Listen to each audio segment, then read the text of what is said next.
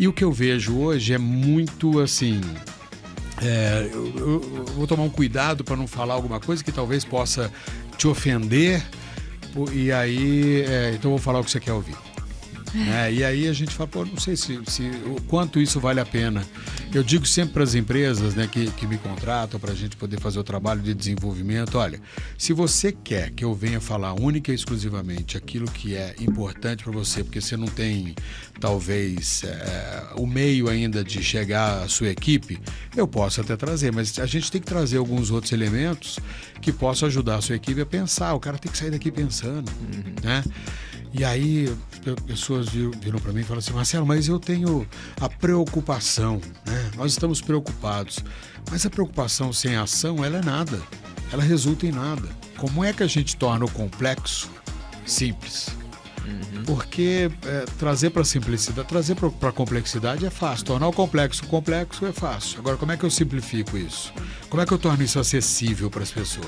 Ah, Marcelo, se eu fizer isso, a gente perde o nosso segredo do negócio. O segredo do negócio é tratar bem as pessoas, é olhar para elas, é dar pertencimento, é incluir, é ouvir, né?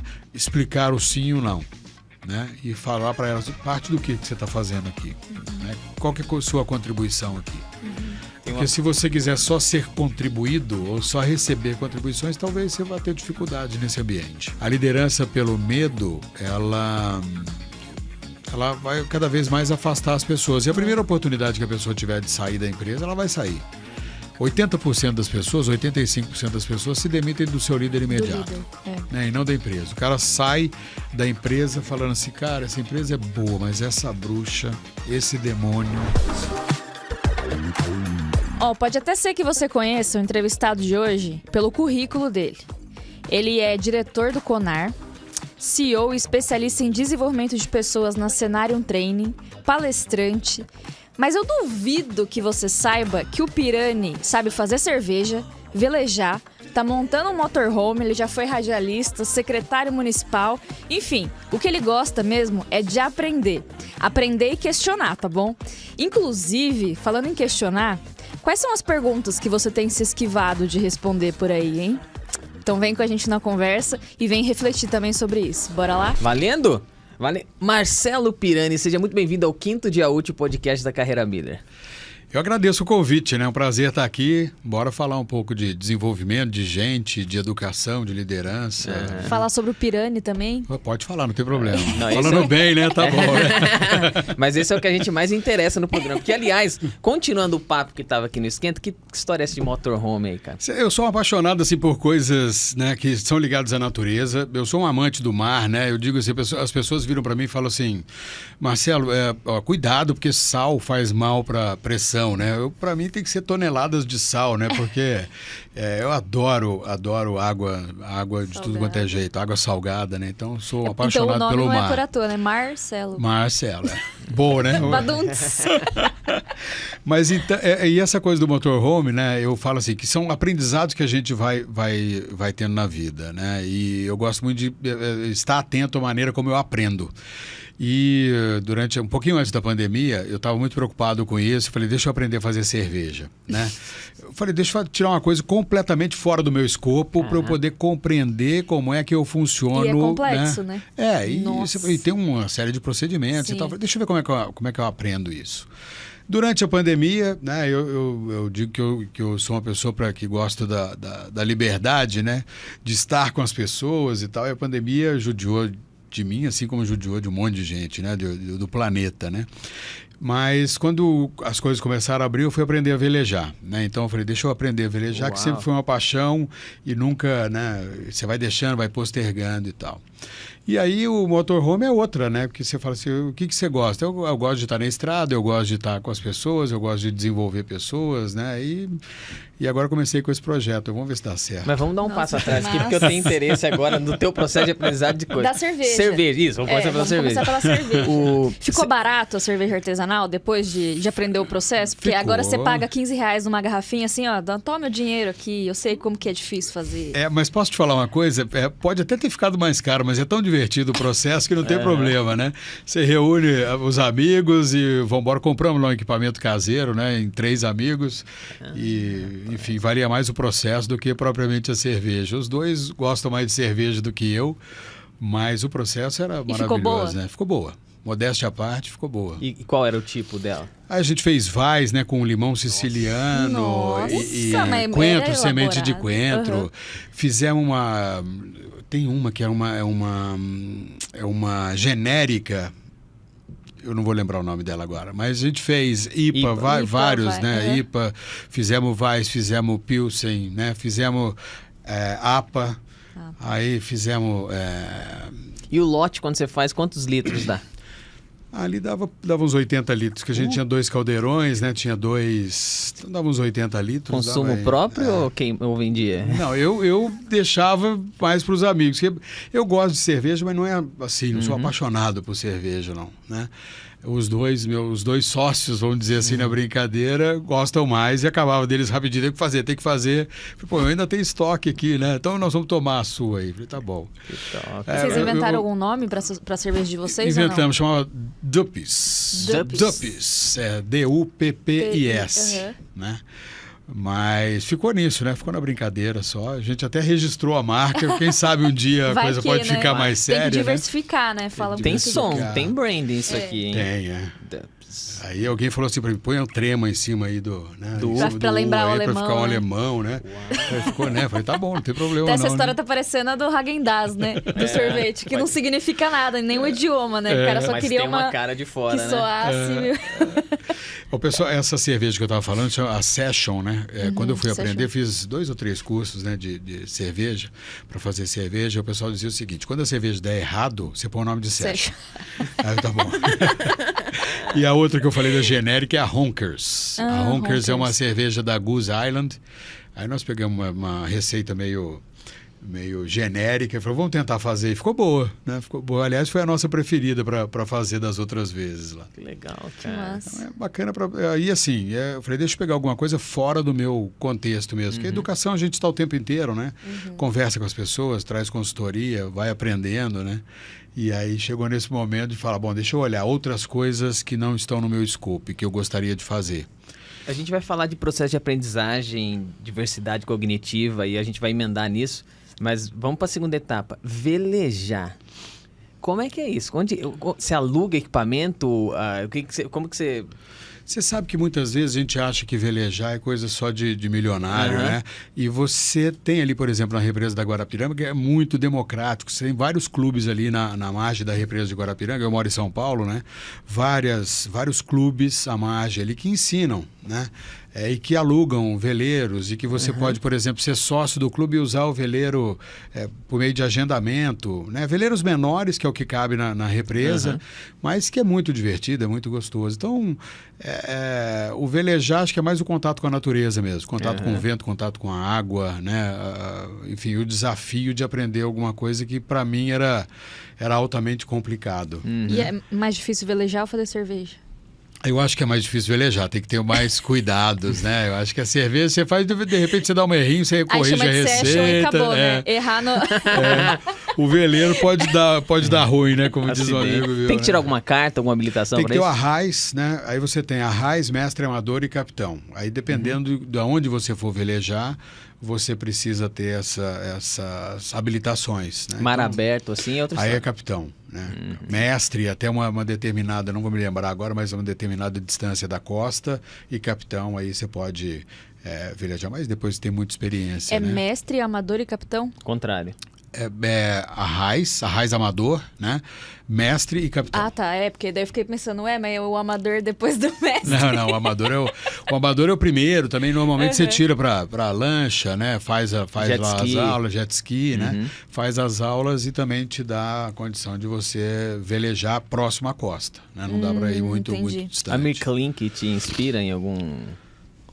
Sem dúvida, né? Eu acho que 100 Dias Entre Céu e Mar, né? É maravilhoso, né? Foi um dos primeiros livros que eu acho que eu li de aventura na minha vida, né? E eu gosto muito do estilo do Amir. As pessoas às vezes falam, Amir Klink, né? Ele é muito seco, muito direto. É o estilo dele, deixa eu respeitar a maneira como ele faz, a maneira como ele traz. E eu gosto da autenticidade, né?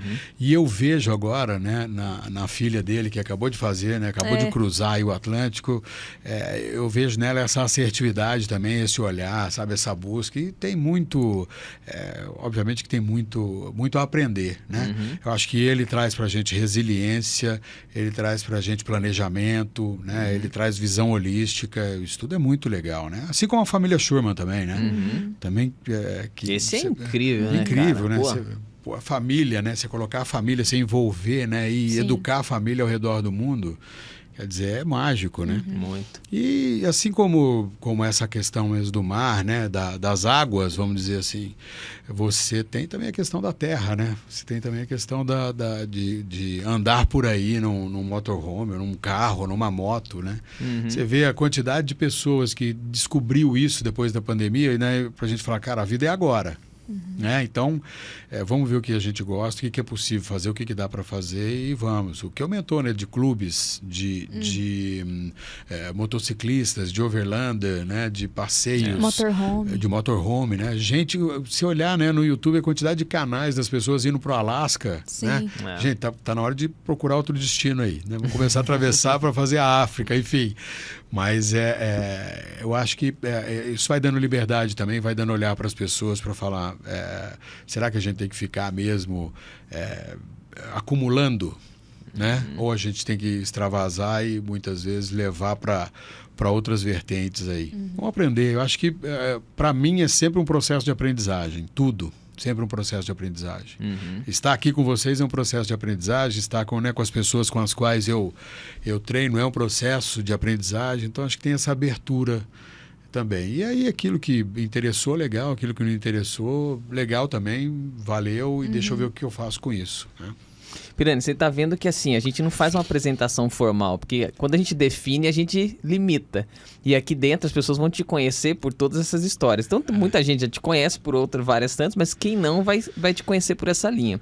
Você sabe que a gente falou do Amir Klink? Eu vi uma época, ele deu uma entrevista falando muito das pessoas que estão escalando o Everest, metendo a boca nisso. Ele falou, cara, aquilo ali virou um passeio, não é sem graça, ele usou um negócio muito mais provocativo no jeito de falar.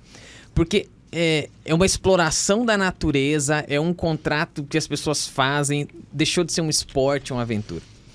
Eu pergunto você, agora adentrando um pouquinho mais, já teve momentos que você teve de falar a verdade? Você é um cara que fala a verdade, o quanto isso já te custou? Falando a verdade ou expondo perguntas que as pessoas não gostam de ouvir? O Pirani entra nessa linha, cara? Eu acho que eu me definiria como assim, eu sou muito de boa, né? Eu acho que eu falo assim, que para me tirar do sério precisa bater, xingar, né? Só não mexe com a família, porque aí eu saio do sério mais rapidamente, que eu tenho sangue italiano, né? E o sangue italiano ferve mais rapidamente. Cortar o macarrão também deve te afetar, né? Cortar o macarrão. Sim, né? Que você fala tá assim, ketchup na pizza, essas coisas, né? Enfim. Aí o papo fica sério. Mas sabe que eu vejo cada vez mais, né, que a gente está numa zona de conforto no seguinte sentido. Não dá mais para, em determinados aspectos, a gente ficar com mais do mesmo.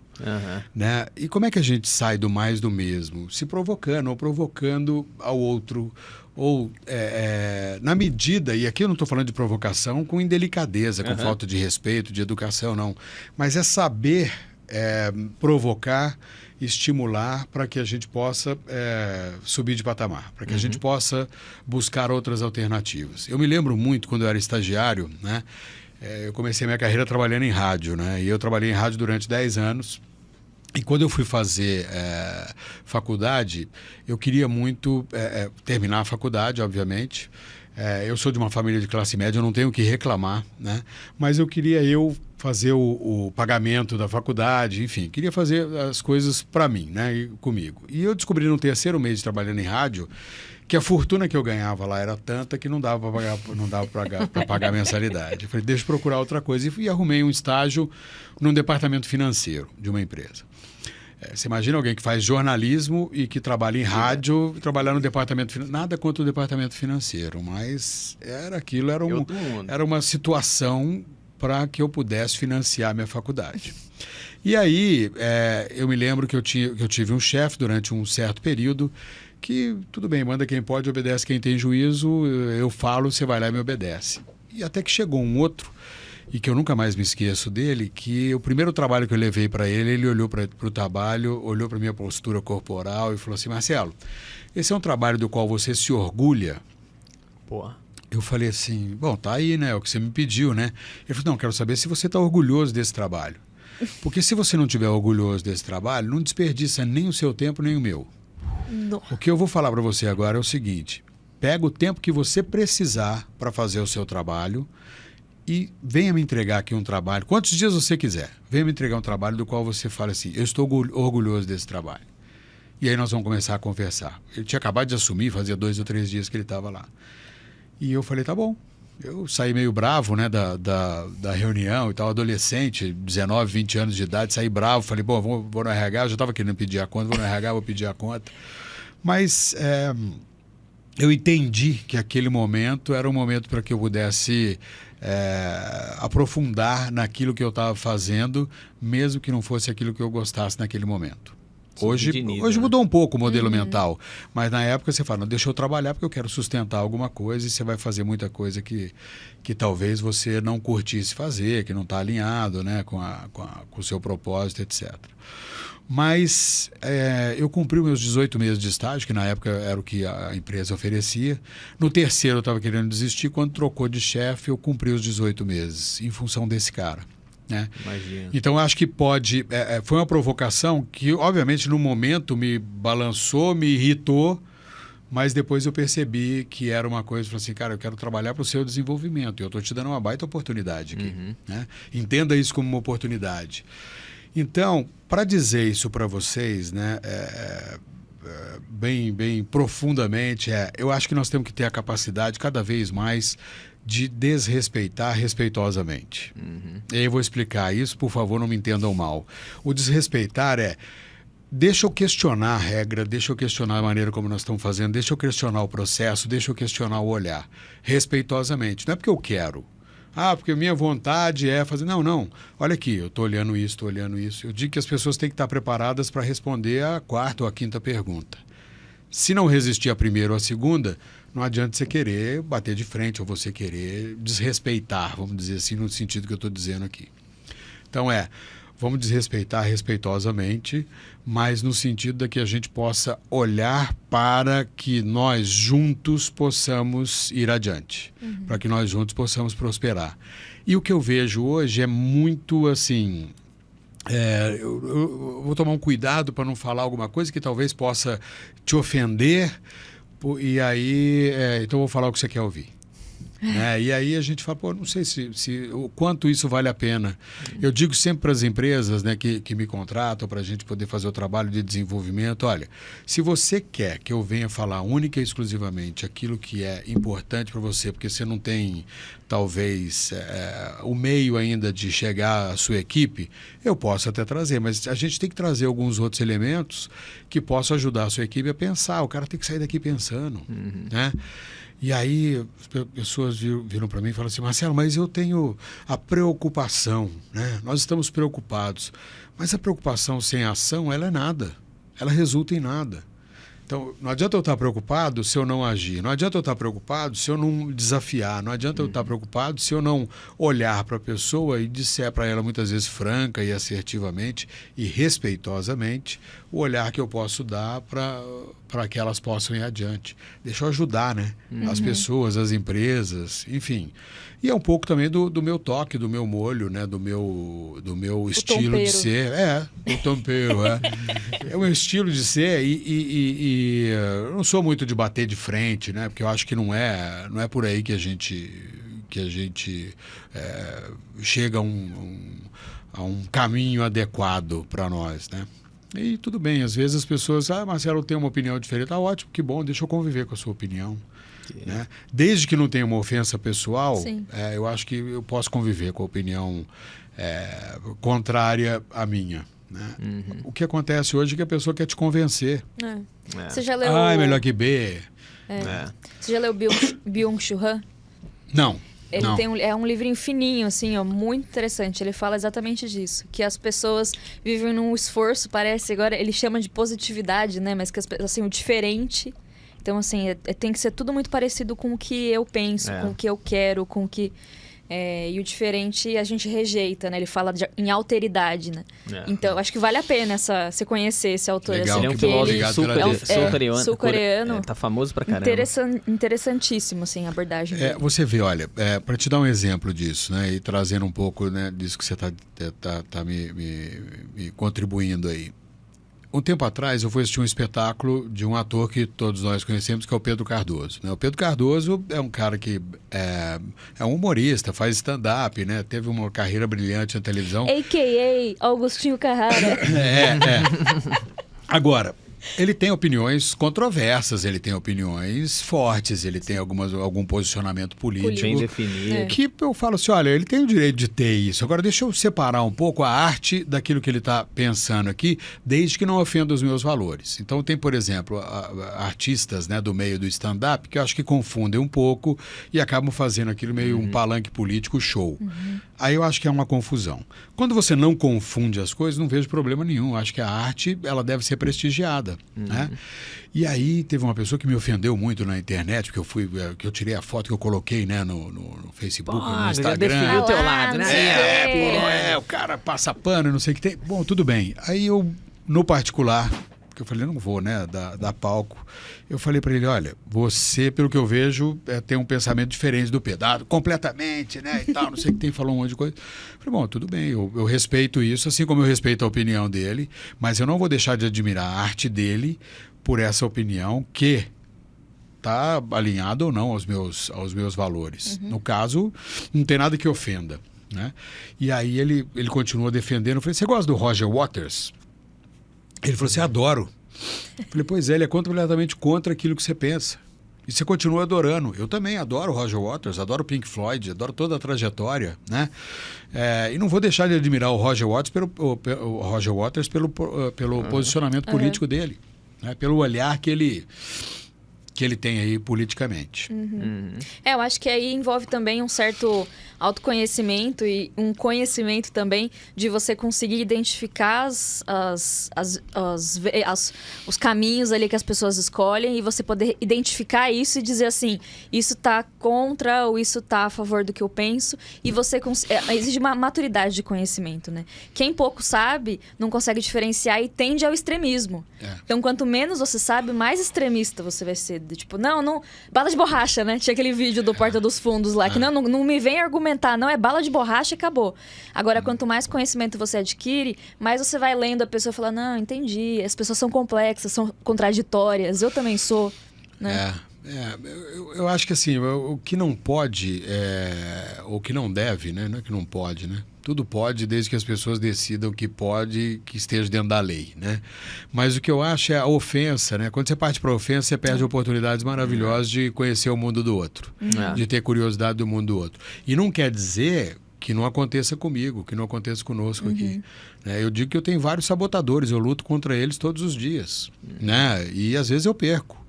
Então, eu acho que tem alguns momentos que você também, né? Que você tem os seus equilíbrios e desequilíbrios. Sim. Agora, o problema é que a gente está rodeado por essas ofensas pessoais e não o ataque à ideia. Eu digo que o ataque à ideia, ele é super frutífero.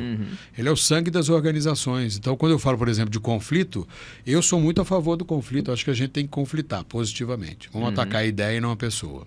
Quando eu começo a atacar a pessoa, eu perdi a razão, né? E você já se deu mal com esse seu jeito questionador? Assim, já perdeu o emprego? 2. Conta como é que foi isso aí? Não, eu trabalhei numa indústria agroindustrial em que eu fazia um papel lá que eu achava que estava abaixo da minha... Eu era muito jovem e achava que estava abaixo das minhas capacidades, né? Eu achava que eu tinha capacidade para mais. Tudo bem, não me pergunte se era ego, o que era, eu sei que faz muito tempo. A juventude. Mas o ímpeto, né? E eu queria mudar, né?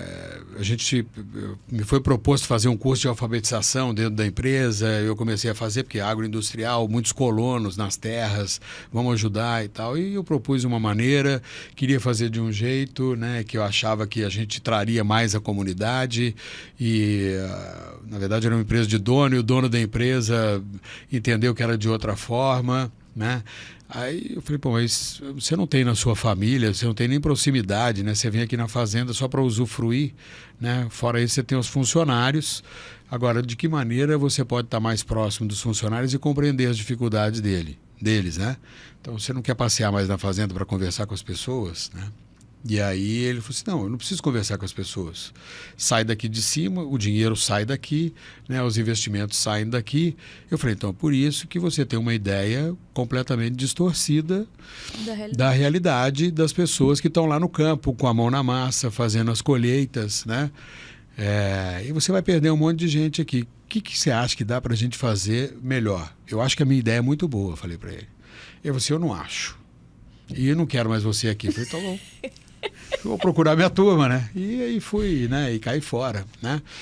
E a outra foi numa emissora de rádio, onde as pessoas... Parênteses, aquele chefe teu que fez aquela pergunta para você... Que foi um professor também, né? Que foi um professor. Ele tá antes dessa história? Tá antes dessa história. Imagina. Esse cara... Ele te deu... Esse é uma pessoa que me inspirou muito a vida, né? Eu sou muito grato, né? Sou muito grato e acho que esses momentos de gratidão de quem ensina, né, são importantes. Então, muitas vezes, quando eu estou falando de educação corporativa, eu fui buscar na minha história vários elementos que pudessem me ajudar a alavancar outras pessoas. Eu acho que essa questão questionadora, né, ou esse olhar questionador, deve estar presente em todo mundo. A gente questiona muito pouco. E a primeira coisa que eu chego dentro das empresas, né, ou uma das primeiras, não vou dizer que é a primeira, mas uma das primeiras é: que perguntas a gente está se esquivando de responder? Quais perguntas aqui a gente fala assim, cara, não vou responder, deixa passar essa aí. Né? E muitas vezes isso acontece. Né? Enfim, e eu já me dei mal 2 vezes, assim, no emprego, no trabalho. A segunda foi numa rádio, eu trabalhava numa rádio, e aí me mudaram de horário, eu não gostei que mudasse de horário. Né? E falei, pô, tô dando audiência, as pessoas estão vendo que, né, que tá tendo audiência, que tá bom, né? A favor de quem você está fazendo isso, né? Ou por que você está fazendo, né? A pessoa me respondeu, porque eu sou o coordenador, eu faço o que eu quiser. Eu falei, bom, tudo bem, essa é uma boa desculpa, me deu a carteirada, né? É uma boa desculpa, mas não me convence, né? O que mais? Você está pensando na rádio ou você está pensando somente na sua decisão, no seu umbigo? Né? Essa ele falou assim, estou pensando no meu umbigo, na minha carteira, no meu cargo, e valeu, muito obrigado, você não faz mais parte. Eu falei, tá bom, deixa eu ir embora, o que eu vou fazer? Né? E sair. Agora, eu vejo que hoje as pessoas estão mais sensíveis a isso, a serem desafiadas. Muitos CEOs, né, muitos vice-presidentes, diretores que entendem e falam assim, que pergunta você gostaria? Eu estava com um grupo de 11 vice-presidentes e o presidente. E o presidente falou para mim, Marcelo, eu gostaria de responder as pessoas, gostaria até de fazer né, alguma coisa que fosse mais profunda. Eu falei, beleza, sabe o que nós vamos fazer? Vamos fazer um Roda Viva. Né? E vamos colocar você no meio e deixa as pessoas perguntarem. Você acha que elas vão ter a tranquilidade de te perguntar? Ele falou assim, eu gostaria de testar isso. Eu falei, então tá bom. Você deixa as pessoas à vontade para te perguntar? Ele falou assim, eu deixo no dia a dia. Ele falou, não sei, mas eu quero testar. Eu falei, tá bom. E aí testamos, pusemos 11 vice-presidentes em volta, ele no meio, e fizemos, né? E eu fui o moderador, né? Para que eu passava a pergunta e tal. E as pessoas fizeram, foi super legal, foi super produtivo. E o primeiro aviso não é para ser ofensivo, eu não estou aqui para ofender ninguém, eu estou aqui para que a gente possa construir juntos. Mas construir juntos não é te deixar na zona de conforto, é justamente te ajudar a sair dela. Né? É justamente buscar novos patamares, é ajudar as pessoas a prosperarem. Né? E eu não ajudo as pessoas a prosperarem só fazendo tudo que elas querem. Né? Eu ouvi uma frase, não vou me lembrar de quem juro que depois se eu lembrar eu falo para vocês. Quando você não lembra, você fala que é Jabur, Arnaldo Jabur. Que mas fala aí que ela vai encontrar aqui agora. Vou que procurar. Você fala o Cazuza, né? Cazuza, Renato Russo. Mas ele dizia o seguinte, que é uma frase do marketing, mas que serve muito para a liderança também, para o dia a dia.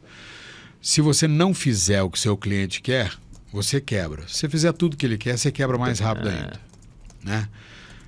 Enfim, eu acho que é uma frase brilhante, porque na liderança é a mesma coisa. Né? Você tem que ouvir o seu público, você tem que estar sensível a eles, tem que perceber como é que a gente pode orientar e de que forma. Né? Pensando sempre nas pessoas, obviamente. Nossa, isso é interessante. Você me fez viajar em muitos temas aqui. Uma vez eu disse, não sei pra quem, mas eu acho que eu já ouvi isso de alguém também, não vou lembrar quem foi de quais professores nós lembramos? Daqueles que passaram a mão na cabeça ou daqueles que nos colocaram no segundo nível? Só que o segundo nível é ostra feliz não faz pérola, dói fazer. Então, com o grão de areia na ostra, ela vai exigir muito dela pra conseguir transformar aquilo em algo belo. Até chegar ali demora. Eu tive uma professora que foi incrível. Por exemplo, fizemos uma ação na empresa semana passada e todo mundo tinha um tempo certinho. Ó, você tem que ter X slides dentro de determinado tempo. Tem 6 minutos para fazer a tua apresentação. Legal, a maioria estourou o tempo. E essa professora era o seguinte, cara, tinha os seminários e quem tá me ouvindo agora, os parceiros, o João vai saber disso, professora Leda, querida. Era o seguinte, você tem 6 minutos.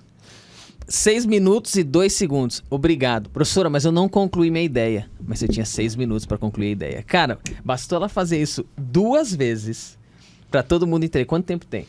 Aí, passam-se os anos e eu tô dentro da empresa, vou apresentar para um cliente grande pra caramba, que é uma conta que a gente tem. Ele chegou e falou assim, quanto tempo eu disse que você tinha mesmo? Você falou que eu tinha 1 hora para fazer a palestra pro grupo e tal. Ele falou assim, você tem 30 minutos. Caraca. Pô, ele me deu 1 hora, eu fiz um negócio super legal por 1 hora. Então, eu queria fazer um negócio porque, pô, eu trabalhei... Ele falou assim, o que eu comprei de você? Nesse nível. Você comprou isso. Então vem, fala disso, você tem 30 minutos. Saiu, ele falou isso no particular, eu entro com toda a galera assim assistindo. Eu falei, caraca, 30 minutos que eu tenho. Se eu passasse por 35 minutos, naquele nível eu entendi, cara, eu tenho que respeitar o tempo. E no tempo que foi dado, eu adaptei o conteúdo para aquilo. Esse cara foi rude. Mas ele me fez subir um nível, cara. Entende? Talvez essa não seja a melhor forma de você conduzir, mas eu agradeço por ele ter me colocado dentro de um exercício como esse, sabe? Ele falou, cara, me provoquei, né? Você me lembrou do Cortella também, né? O Cortella tem uma... orientando esses alunos de mestrado, doutorado. O cara mandou a dissertação lá, aí ele mandou por e-mail e tal, ele mandou e-mail. Isso aqui é o melhor que você pode fazer? Mesmo nível. Acho que são parceiros lá do teu chefe. Aí o cara, porra, mesmo... Melhor que eu posso... Caraca, o professor, pô, me arrebentou. Taca o moleque, se mandou... Mandou de novo. Aí passa assim um dia, assim, ele falou, isso aqui é o melhor que você pode fazer? Porque ela, porra, você tá de brincadeira, professor. Ele volta pro trabalho, isso aqui é o melhor que você pode fazer. Cara, professor, você não tem ideia. Eu mergulhei nesse negócio, eu questionei o autor que eu coloquei. Aí ele falou assim, então agora eu vou ler. Porra, então agora eu vou ler. Filha da mãe não leu. Lógico, é uma provocação. Nos leva pra um patamar diferente, né? Uhum. Você começou dizendo isso porque você falou, cara, chega demais do mesmo. O ambiente corporativo, o LinkedIn, de uma forma ampla, tá cheio disso, cara. E quando a gente traz algumas pessoas aqui dentro desse programa para levantar questionamento, a maioria dos programas em que a gente faz isso, Pirani, não são os que têm mais audiência, cara. E aí vem o lance, o que o cliente quer? Passar a mão o que o cliente, a audiência quer? Vamos passar a mão na cabeça. Se eu fizer o que ele tá fazendo, eu vou quebrar. Ou me dá a resposta pronta. Exato. Então, aqui é um contraponto que a gente quer colocar, é o antídoto que o filósofo sul-coreano coloca, que é, para eu te dar anticorpos, eu vou ter que dizer o que você não quer. Eu vou ter que te levar para um lugar que você não deseja. E aí você vai ser um outro cara. Você acredita que o Brasil vai ser diferente? Você acha que a gente tem gente e combustível para mudar esse estilo de profissional que a gente tem hoje? A educação para formar profissionais com esse tipo de cabeça, Pirani, ou a gente está enxugando gelo? Eu acho que a gente está enxugando gelo há bastante tempo. E aí, para ser bem direto na sua resposta, né? Na sua pergunta. Mas eu vejo muito boas iniciativas. Por exemplo, existe uma iniciativa aqui que quero te dar de exemplo, que aliás vale muito a pena até provocar uma conversa, que é a Jacto. Nossa, já. Fui lá, bicho. Foi. Passei 2 dias. Nossa. Fomos, Boa! Espetacular. Cara. Então você Espetacular. vê, eu acho que é isso que tem que inspirar as pessoas, falar, isso nós vamos levar a gente a um outro patamar, né? Nós vamos levar o jovem a partir dos 7 anos de idade, né? Nós vamos levar para a educação. Então acho que a questão nossa, assim também como, né, alguns métodos que a gente vê nas escolas aí, né, montessorianas, enfim, tantas outras, mas este é o nível, porque tem um professor que eu gosto muito, falecido, infelizmente, há uns 8 anos, faleceu em 2015, chamado Pierluigi Piazzi. E o Pierluigi falava o seguinte, enquanto a gente ficar ensinando que o aluno tem que vir para a escola para tirar a nota, nós vamos ter problema de educação. Né? A questão aqui, nós temos que ensinar o aluno a vir para a escola para aprender. E ele não vai aprender enquanto ele tiver que única e exclusivamente pensar no resultado, que é a nota. A mesma coisa eu falo que na empresa não é só o resultado, é como é que a gente constrói esse resultado. Então, o olhar lá no final das contas é resultado. Eu não tenho dúvida que nós todos somos avaliados por resultado o tempo inteiro, que o líder é avaliado por resultado. O líder é o fruto do último resultado que ele produziu. Se ele pode ter produzido 10 anos de resultado, se ele passou 1 mês, 2 meses sem produzir resultado, ele é fruto desses 2 meses. Não adianta chorar, né? Então, como diz a menina lá que ficou marcada, né, engole o choro e toca adiante. Na verdade, eu acho até essa frase um pouco indelicada, mas se a gente pensar na realidade, líder, é isso. Você é o reflexo do último resultado que você entregou. Né? E aí a gente precisa entender de que maneira eu construo esses resultados de forma consistente. Né, com seus desvios, com seus problemas, com seus incêndios, né? E aí eu acho que passa muito pela educação. Acho que as empresas têm feito um trabalho brilhante, um esforço muito grande para poder treinar as pessoas. Você vê que a preocupação dos RHs hoje é com o primeiro nível de liderança. Por quê? Porque é ali que a gente vai obter bons resultados, obviamente, que eu estou falando diretamente com aquele que é líder de si mesmo, mas também que vou formar sucessores. Acho que o trabalho... Cultura também. O trabalho da formação, né? O trabalho da liderança é libertar o talento. Vamos permitir as pessoas que sejam melhores aqui dentro e vamos formar sucessores. Não dá para ficar segurando ninguém embaixo, né? O que nós precisamos fazer, como é que nós damos passos para consistir nos nossos resultados? Como é que a gente forma gente melhor? Né? Como é que a gente sai um pouco desse modelo que a gente... por causa de R$10 as pessoas estão trocando de emprego. Mas será que a gente está fazendo a tarefa de casa? Será que a gente está dando oportunidade? Isso me leva a uma reflexão, trazendo com essa coisa da educação também, que é assim, muitas vezes você vê um esforço, e eu ouço muito isso. Nós estamos trabalhando para a retenção. Ninguém quer ser retido. A retenção é um desejo da empresa, não é um desejo do colaborador. O colaborador, o funcionário, o empregado, ele precisa encontrar terreno para que ele fale assim, eu quero ficar aqui. É aqui que eu quero estar.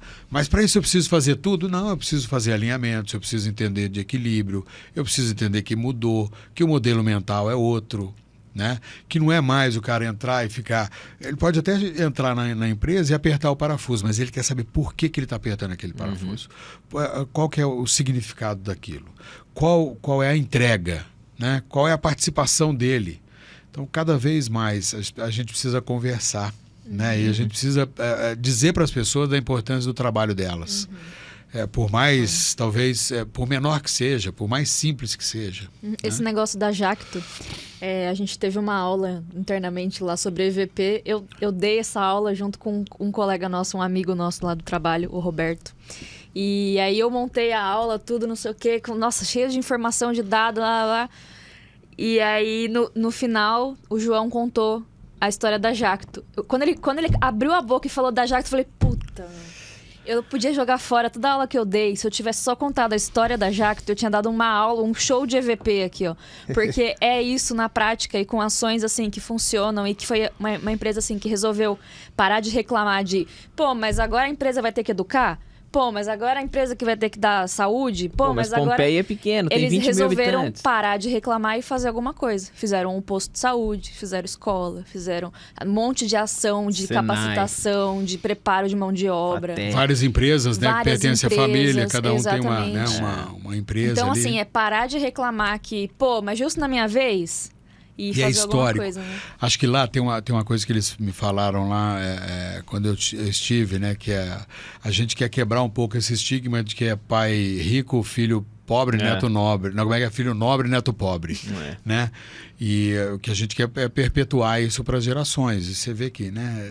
Tem um pouco da cultura oriental, obviamente, mas nós temos que pensar que nós estamos trazendo a mão de obra local. Né? E as pessoas estão afeitas a isso. Se você pegar os índices de Pompeia e da região ali, até de nível salarial, né? De IDH, você vê que são muito superiores em função disso. Né? Você pega ali Marília, toda a região da grande Marília Grande, né? E arredores ali Então, acho que tem um impacto muito forte. E tá no muito propósito forte. deles, né? Isso. Eles têm o propósito O de transformar... Nishimura teve uma ideia, 30 anos de Brasil, ele falou, quero devolver para essa pátria o que eu construí. Isso é fantástico, cara. E ele realmente, os caras têm um propósito para 2035, 36, Não me lembro, de Pompeia ser a melhor cidade das menores para se viver no Brasil, cara. E lá é um platô bonito, 2 vales do lado, assim, ela já é bela. Pô, cara, a gente foi em maio agora lá. Puta experiência, muito recente, cara. que legal. Muito recente. Segura, porque com certeza eles vão chegar lá. Com certeza, cara. Guardem esse nome. Deixa eu perguntar pra você. Então, você falou de um negócio muito interessante. Você trabalha com voluntariado. Isso dentro da BRH. Isso. Isso, a BRH. Sim. Então, eu acho que você sente na pele, de fato, um pouco desse engajamento, porque o voluntário cara, ele não tem um salário pra ir lá. O que é que leva esse cara lá? Tem que ter um propósito pra isso. O que você tira de lição pra ensinar líderes e outras pessoas com essa missão que você tem, cara? Primeiro é arrebanhar a gente melhor do que você. Né? Pessoas que estejam atentas, pessoas que estejam com desejo de colaborar, pessoas que estejam ali para fazer boas entregas, né? Para, enfim, semear algumas coisas que são, no nosso caso lá, conhecimento, melhorar, né? o olhar do RH, contribuir com essa evolução. Então, é convidar pessoas que você vê que tem também essa vertente. Então, convido muito para você ter uma ideia, eu faço lá a direção do CONAR, tenho 32 pessoas no comitê. E assim, 32 pessoas de peso, são diretores, são vice-presidentes, são pessoas que têm uma fazer gigante, mas que têm em si o desejo de falar assim, a gente quer um RH melhor, a gente quer poder contribuir, a gente quer poder trazer, né? Raramente você pega gente que está ali impulsionada por algum desejo individual. Acontece, como toda instituição acontece, né, de voluntariado. Mas ali, ainda bem, temos tido poucas experiências negativas. Então, eu acho que o voluntariado te ensina, primeiro, a ouvir mais. Segundo, a construir terceiras, quartas, quintas vias. Muitas vezes a perder, né, com a sua opinião, num alinhamento, você fala assim, cara, por exemplo, vai um palestrante, olha, eu acho que esse não é o melhor para esse quadro, mas aí você pega os voluntários, né, todo mundo que está no grupo, não, mas esse é legal, que fez isso e tal, e a gente começa a discutir. Para vocês terem uma ideia, o CONAR desse ano, nós tivemos 480 propostas de palestra para escolher 90. Uau! Então, é um trabalho hercúleo e é um trabalho de você falar qual que é o final, qual que é a visão.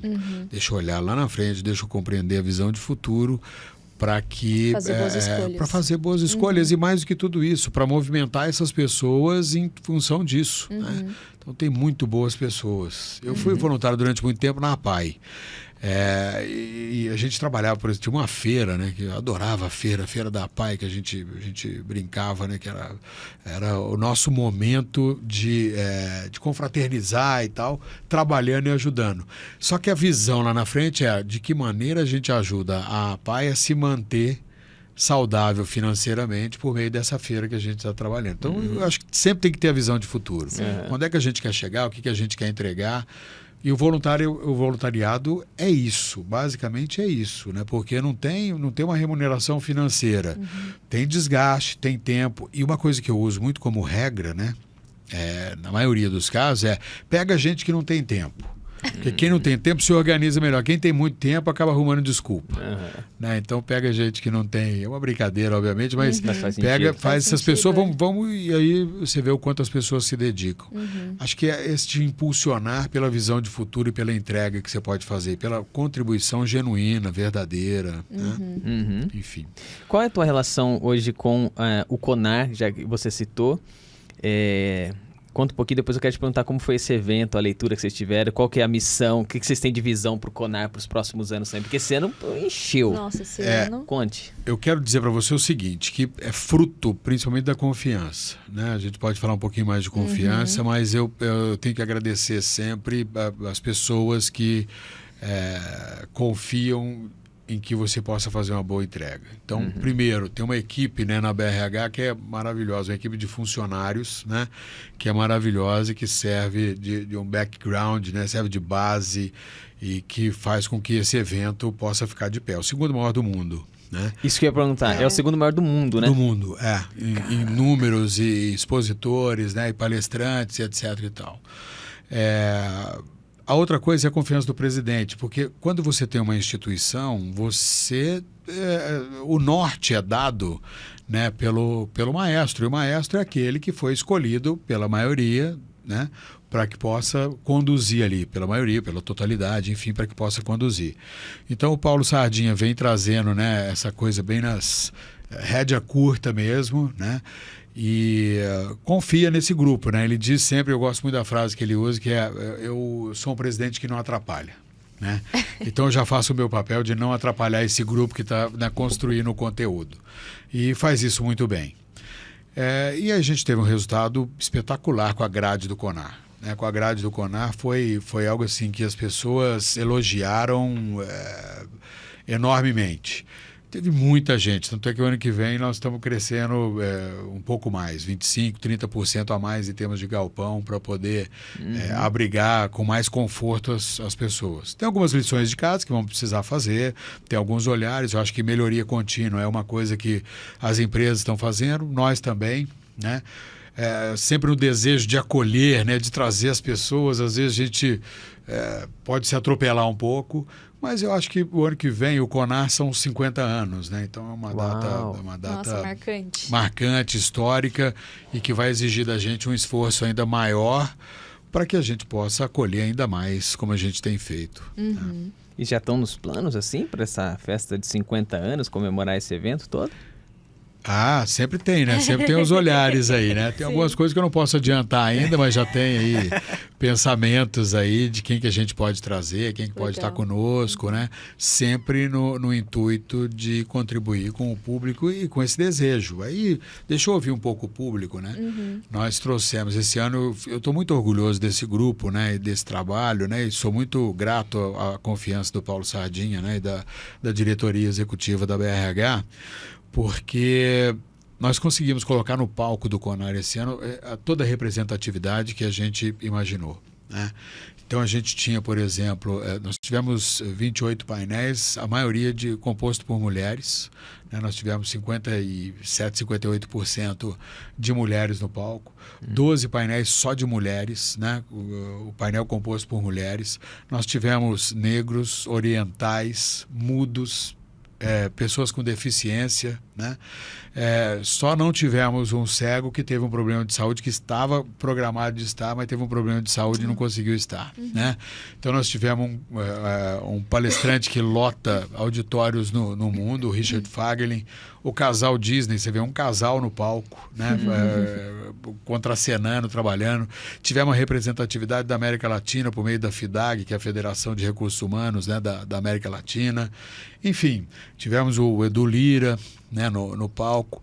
Então, o que a gente buscou cada vez mais foi efetivamente trazer elementos que possam, né, que pudessem compor o que a gente acredita nessa diversidade. Né? Então, acho que isso tem que ser ampliado e o desejo nosso é ampliar isso. Sim. Cada vez mais. É uma experiência, né? Não é só um evento. Botar um podcast assim no... Nós tivemos esse ano, né? De pau, né? Não, mas nós tivemos esse ano o podcast. Tivemos. Tem um podcast que foi chamado Respostas Humanas, né? A gente montou lá o stand da BRH e ao lado a gente teve o podcast. Né? Que legal. Cara. Fomos lá, montamos lá. Nada impede a gente montar 2, né? Nada impede de ter um quinto dia Pô, útil. tem uns desenhos aí, Pirânica. Eu vou mostrar pra você um negócio que a gente fez no Rio com o fórum de remuneração. Uma arena, assim, ficou bem maneiro, cara. Mas é sério, mas depois eu te mostro isso aí. Tá bom. Cara, que legal. Isso é muito grande, assim. Você falou um pouquinho do Simon Sinek, ele te inspira?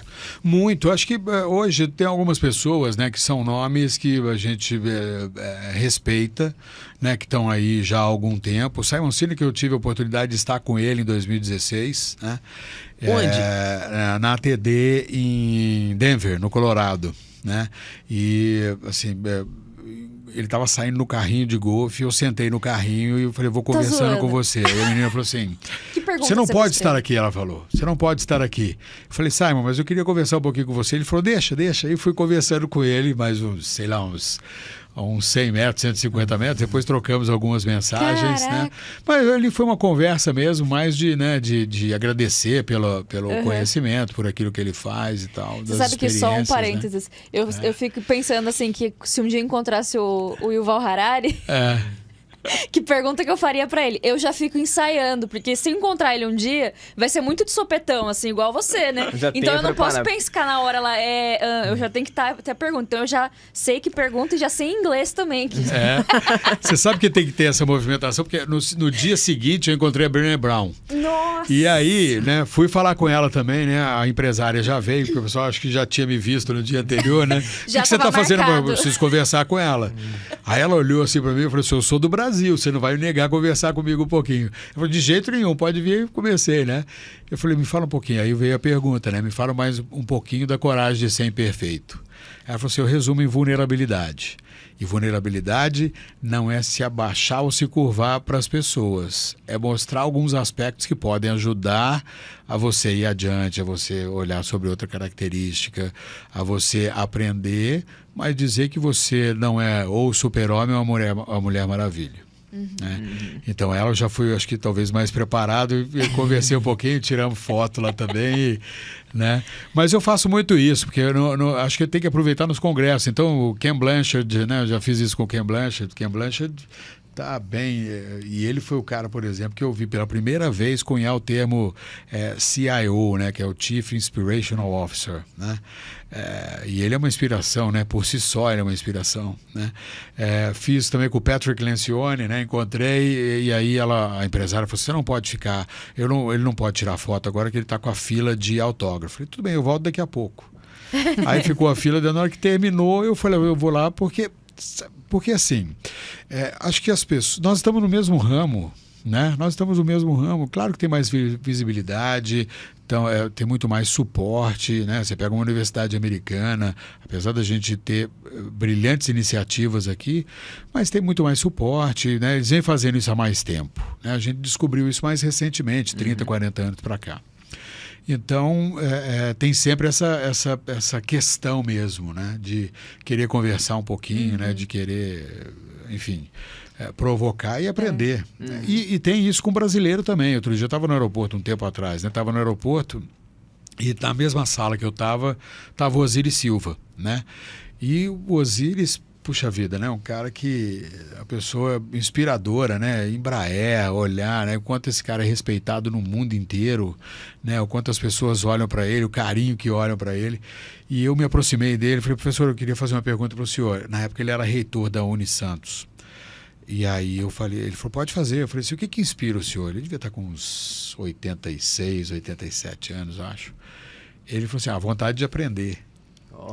Falei, então você pega uma pessoa como essa, né? Eu acabei de ter uma aula de humildade, né? De prosperidade, de olhar adiante com alguém que tem toda essa bagagem de vida, toda essa visão, né? Toda essa, enfim, todo esse arcabouço aí, né? Que traz as pessoas juntos, que inspira muita gente. e me responder isso, né? Eu acho que eu esperava um monte de outras respostas, mas essa não, né? E o foi Golden fantástico. Circle, então, que você estava falando? O Golden Circle, eu acho que o Simon reuniu brilhantemente, né? E trouxe o elemento da gente inspirar pelo coração, inspirar pelo propósito, né?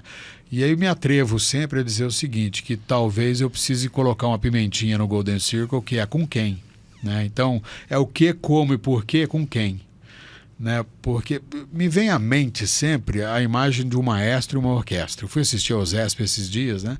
E eu acho que alguma coisa que todo mundo deveria ter acesso. A ZESP faz isso também de uma maneira muito delicada, legal, onde ela abre, né, o ensaio das quintas-feiras e as matinais de domingo para uma série de iniciativas, né, sociais, etc. e tal. Mas olhando para esse propósito, né, o porquê, o que e o quem, e o como, a primeira imagem que me vem à cabeça é quando tem um maestro, você tem um maestro. Então você pega o maestro com toda aquela energia, pega o maestro, né, bem enérgico, que nem o Thierry agora, que é o condutor da OZESP, ele tem uma energia, né, com a batuta, e imagina ele regendo daquele jeito sem ninguém. Ele não tem orquestra, a orquestra está toda fora, só está regendo para os banquinhos, né? Então tá bom, ele pode ter o propósito, ele pode saber como fazer, o que fazer, mas se ele não tem as pessoas lá, não adianta. A mesma coisa se tem as pessoas e você não tem o condutor. Então, acho que tem essa complementariedade. Acho que o porquê, o que e o como se faz respondendo também com quem. Quem eu quero ter ao meu lado, quem eu quero escolher, quem eu quero ajudar para poder ir adiante, quem eu quero inspirar, quem eu quero motivar, quem eu quero ajudar a prosperar. E não só isso, quem eu não quero também, né? Sim. E aí você vai escolhendo ao longo do caminho, né? Você dá essa oportunidade, né, de olhar para as pessoas e responder sempre também olhar sempre para os quandos das pessoas, né? Eu lembro sempre de uma música, né, do Nando Reis e do Samuel Rosa, né, dois brilhantes. Eu adoro as letras, né, do Nando Reis e do Samuel Rosa, enfim. Mas eles falam numa letra que é: quando eu estiver triste, simplesmente me abrace. Quando eu estiver louco, se afaste. Subitamente se afaste. Subitamente se afaste. Quando eu estiver... vou lembrar aqui. Suplico que não me mate. Mas quando eu estiver triste, simplesmente me abraça. Quando eu estiver louco, subitamente se afaste. Quando eu estiver bobo, suavemente se encaixe. Sutilmente se afaste. Se encaixe. Não, aí é quando eu estiver fogo, suavemente se encaixe. É verdade. Então, só pra gente lembrar, que vou recordar aqui pra gente refazer. Olha, quando eu estiver louco... quando eu estiver triste, simplesmente me abrace. Quando eu estiver louco, subitamente se afaste. Quando eu estiver... fogo, suavemente se encaixe. Isso. E quando eu estiver bobo, sutilmente disfarce. Disfarce.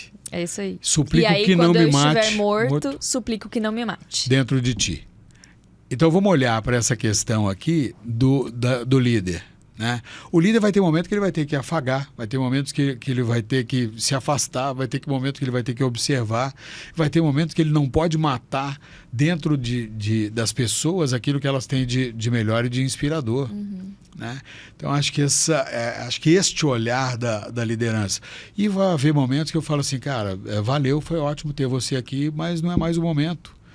Momentos difíceis também. E explicar por quê. Então, acho que é sempre a gente pensar as pessoas e de que forma elas estão nos quandos dela. Né? Porque ninguém é todo dia a mesma coisa. Né? Ninguém é todo dia o robô. Eu tenho uma pergunta que eu tenho na minha cabeça todos os dias, que é: qual vai ser o nosso papel quando os robôs fizerem tudo? Porque eles vão fazer tudo. Né? Tá aí Isaac Asimov, tá aí Eu, Robô, tá aí, né, George Orwell, um monte de escritores de ficção que muitas coisas não são mais ficção. Né? Tá aí os Jetsons, né? A gente brincava com os Jetsons, que é um desenho da década de 50, né? De 1950, e a gente já está falando em carro voador. Né? Então, acho que qual vai ser o nosso papel quando os robôs fizerem tudo? Qual vai ser o nosso olhar? Eu não tenho olhar de vigiar as pessoas, eu tenho olhar de contribuir para que elas sejam melhores. Né? E acho que a gente está um pouco distante disso ainda. E essa sua visão de liderança, de formação e esse olhar que você tem para pensar na música do Nando Reis com o Samuel Rosa, uma lição de liderança, tem um pezinho ali no cenário, né? Conta um pouquinho. Conta um pouquinho o que é cenário e o que você faz lá. Então, nós trabalhamos com desenvolvimento de equipes, né, com desenvolvimento de times de alta performance, de ambientes de alta confiança e de liderança em todos os níveis, né? Eu sou muito grato a minha história, porque eu acho que ela me proporcionou elementos que nos ajudam, principalmente elementos humanos que me ajudam a talvez ter essa sensibilidade que muitas vezes as pessoas têm um olhar só para o resultado. Deixa eu ver como é que eu construo isso. Então eu fico sempre pensando nessa construção, como é que eu ajudo as pessoas a construir, né?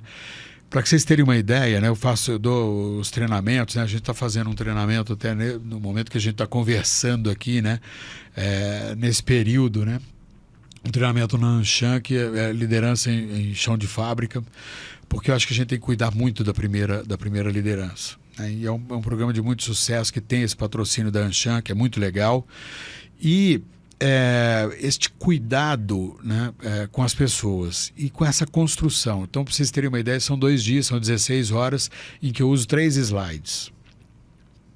Então tem uma co-construção. É um treinamento de muitos para muitos. Eu acho que é um pouco o meu estilo, né, da gente fazer essa construção. E existem alguns outros profissionais que estão junto nesse processo e que usam a mesma metodologia. Não é mais ficar, deixa eu olhar, o slide pode ser uma referência que eu envio depois, mas naquele momento eu quero você aqui para que a gente possa construir juntos, para que você possa trazer as dúvidas, para que você possa concordar ou discordar, para a gente poder fazer uma análise crítica. Então, essa é a metodologia, basicamente, que a gente tem no cenário, de olhar para essa co-construção o tempo inteiro e a participação e o participante como agente ativo, né? Obviamente adequando linguagens, olhando para, né, as pessoas e entendendo o cenário delas, né? E permitindo num ambiente muito amigável que elas possam trazer as suas dúvidas e também as suas certezas. Então esse é o trabalho. E por que eu digo isso? Porque acho que tem um pouco da trajetória, né? Acho que a rádio me ajudou muito, a comunicação me ajudou muito, né?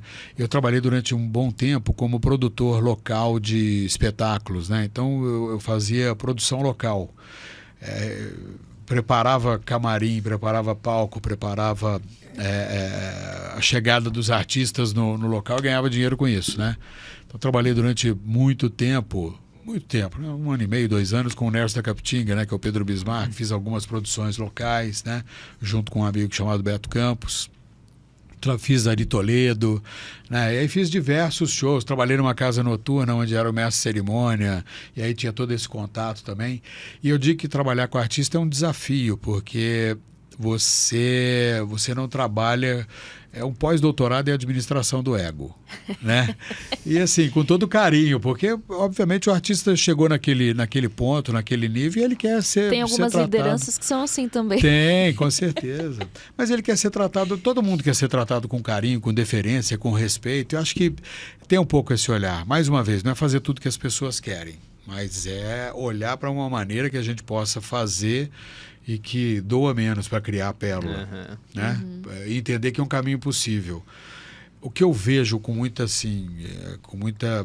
angústia sempre é como é que a gente torna o complexo simples. Porque trazer para a simplicidade, trazer para a complexidade é fácil. Tornar o complexo é fácil. Agora, como é que eu simplifico isso? Como é que eu torno isso acessível para as pessoas? Marcelo, se eu fizer isso, a gente perde o nosso segredo do negócio. O segredo do negócio é tratar bem as pessoas, é olhar para elas, é dar pertencimento, é incluir, é ouvir, né? Explicar o sim e o não. Né? E falar para elas parte do que você está fazendo aqui, né? Qual que é a sua contribuição aqui, porque se você quiser só ser contribuído ou só receber contribuições, talvez você vá ter dificuldade nesse ambiente, né? Hoje eu fui apresentado uma frase do Confúcio que cai muito bem nisso, né? Fale-me algo que eu esquecerei, mostre-me algo que eu lembrarei, envolva-me em algo que eu entenderei.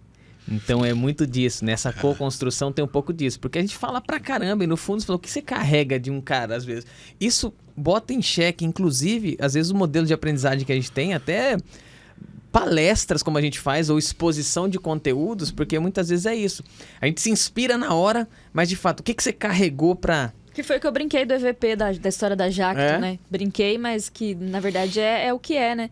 Você pode encher de dados, você pode fazer um baita de um curso cheio de teorias, mas você conta uma história, né, bem contada ali, com um exemplo possível. E permitir às pessoas que sejam melhores. Sabe o que eu vejo? Outro dia eu estava numa empresa, né, e tinha lá na declaração deles de missão, visão e valores. Eu vou muito nos valores, né? E tinha um valor lá que era respeito. Estava dentro do quadro deles, né? E aí eu perguntei para uma pessoa, o que é respeito para você? Ele falou assim, para mim é respeitar as regras, né? Para mim é respeitar todos os parâmetros de segurança, para que as pessoas fiquem bem, né? Para que possam voltar para casa, beleza. O que é para você? Aí a pessoa falou assim, para mim é respeitar, é ter educação, é ser tratado com respeito, é ser incluído. Eu falei, temos um problema, né? Vamos fazer o alinhamento. O que é para nós? Talvez a gente vá achar um outro valor aí que seja importante também. Né? Também não adianta desfilar uma lista de 30 valores, porque ninguém vai... 4, 5, 6 bem explicados. E mais do que tudo isso, como é que a gente reverte ou reverbera isso na prática? Que atitudes representam esse respeito? Que atitudes representam a ética? Que atitudes, enfim, o que tiver lá na declaração de valores da empresa. Né? Então, acho que esse é um alinhamento que é sempre necessário. E permitir mesmo. Outro dia eu estava numa companhia que eu respeito muito, que é a Vale, né? Eu fui dar um treinamento na Vale e eu desci da sala de aula, do ambiente do centro de treinamento, e entrei no estacionamento.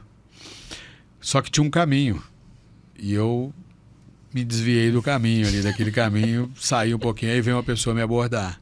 E fez uma abordagem de segurança. Vou falar para o senhor aqui, né, que aqui a gente segue esse caminho. Eu já sabia, mas sabe aquela coisa da distração? Né? Mas eu falei, bom, ela está completamente coberta de razão. Eu acho que tem que fazer isso mesmo. E por mais que eu saiba, eu preciso ser lembrado. Né? Porque num momento de distração é onde as coisas acontecem. Né? E aí ela veio e me abordou, né, com toda a educação. Olha, aquela faixa para a gente respeitar. Eu falei, tá bom, muito obrigado, pode ter, né? Pode ter certeza que isso não vai acontecer novamente. Então, acho que isso é uma coisa que a gente precisa tornar relevante, né? Atitude. Pô, e aí juntou os dois respeitos, né? Da segurança. Mas esse é legal que eu venho no lance de entendimento, porque ele entendeu a importância da segurança e deixar alguém poderia lembrar e falar assim, pô, é regra da empresa, mas e daí? Tipo, sei lá... Não, eu entendo, cara, o quão valioso é isso de ir lá guiar a pessoa, colocar no lugar certo, proteger. E um respeito à empresa, à sua vida, né? Tipo assim, poxa, eu não vou fazer só porque é regra da empresa, né? Porque... Eu acho que é isso, sabe? Permitir, deixa as pessoas trazerem as suas opiniões, deixa elas serem mais livres. Acho que muitas vezes a gente amarra muito as pessoas. E uma abordagem como essa demonstra que você tem ali, dentro dessa companhia, uma abertura para que as pessoas possam contribuir com as outras. Eu digo que esse, para mim, é a definição da diferença entre comprometimento e engajamento. Muitas vezes a gente olha para isso e usa as palavras como se elas fossem a mesma coisa. Eu digo que comprometimento é sempre no nível individual. Pessoas comprometidas, fazem boas entregas, eu quero sempre na minha equipe. O engajado é aquele que faz o que essa moça fez. Quer dizer, deixa eu contribuir com o todo. Além de eu ser comprometido, de eu fazer boas entregas, de eu permear para mim mesmo, né, de ser um bom profissional, o engajado é aquele que leva para o time, que leva para as pessoas, que leva para o ambiente. Então, um é no nível individual e o outro no nível Às coletivo. vezes a gente põe o dinheiro e fica só no nível individual, né? Fica só no nível individual, um comprometimento porque eu sou pago para isso. E não dá alinhamentos, né? Alinhamentos possíveis aí. Enfim, acho que tem um pouco desse olhar, né? Não, só para não perder do treinamento de líderes, eu queria saber o que você acha sobre se liderança é ensinável. Você acha que é um dom ou é uma habilidade que é uma skill? Você sabe que isso é sempre uma discussão, né, gigante em torno disso, mas eu acho que todas as pessoas têm a capacidade, todas as pessoas, desde que queiram, podem se tornar líder. Eu tenho um monte de gente que eu conheço que tem as habilidades, você diria, fala assim, esse seria um bom líder, mas ele não quer. Não adianta, eu não vou forçar, né? Então, tem aquelas pessoas que talvez tenham facilidade com algumas habilidades que são importantes, que são determinantes até para a liderança, e tem outras que talvez não e que precisam se esforçar. Né? Então, eu gosto sempre de fazer uma brincadeira, né, com as pessoas, que é assim, pega ali, né, aproveita que você está com a caneta aqui e escreve seu nome. Escreve seu nome. Né? Oh, escreveu o seu nome, o primeiro nome, beleza, então escreveu né? Agora troca de mão. Escreve o nome. Né? Escreve o nome. Né? Tu me provocou, hein? Ó. Que é isso, hein?